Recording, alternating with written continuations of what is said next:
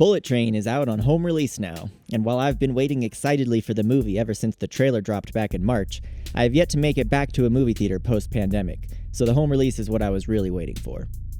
And boy, oh boy, did it deliver. This movie is 300 cc's of straight fun injected right into your veins. 2 hours of your time that feels like half that but is worth twice as much. David Leitch is directing, so even if you didn't see the trailer, you should know what you're in for going into it. An over-the-top action flick that doesn't take itself seriously one bit. Seriously, if you're bothered by any of the following, then this might not be the movie for you.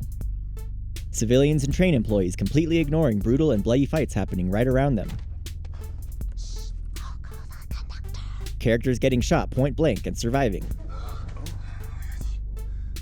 Characters going through a horrific train crash and surviving. Characters dying and surviving.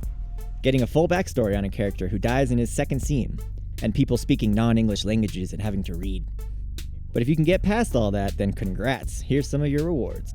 Some of the most inventive, fun, and well-choreographed fight scenes from the last decade. A hilariously snarky I Told You So death count compilation. 1. This fight scene in a quiet car.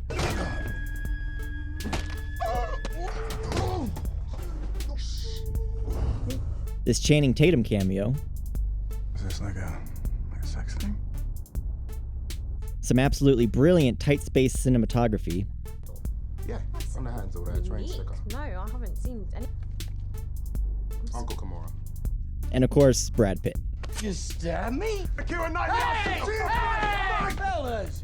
When we are so quick to anger, we are slow to understand. You know what? Actually, it was like twice. You shot me twice! To me, Bullet Train fits into a category of movies where the people who make it put so much heart into it while not forcing themselves to create something specifically meaningful or heartfelt. There are heartfelt moments, and the movie even refuses to undercut those moments with humor. But this movie is pure fun, and as a whole doesn't try to be anything more than exactly that.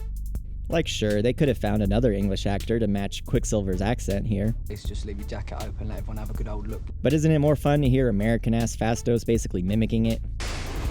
No, excuse me. You are fucking excused.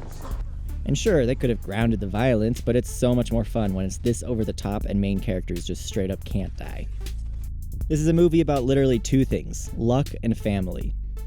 For such a straightforward movie though, there's enough twists and turns to keep it engaging, and the action to dialogue ratio is perfect, because you really do start to care about some of these ridiculous over the top characters. Did you see Fantastic Beasts: Secrets of Dumbledore?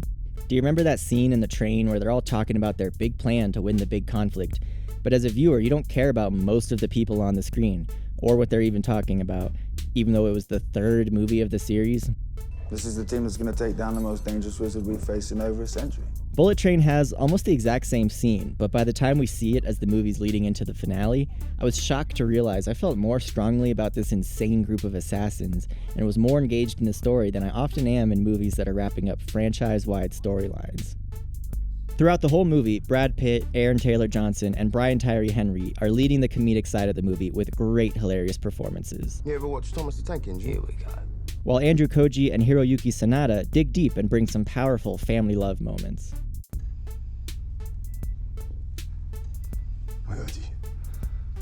Every actor, really, is bringing the perfect energy to their roles. Michael Shannon is clearly having a ton of fun in such a ridiculous antagonist role. Just let it go, bro! Call me, bro! And Joey King plays the petite mastermind perfectly. There's really not even a ton to say about the movie because you just need to go watch it and enjoy it yourself. It's fun for fun's sakes, it has just enough meaning to be rewatchable, it's full of fun music and creative cinematography, and we need more movies like this. Don't keep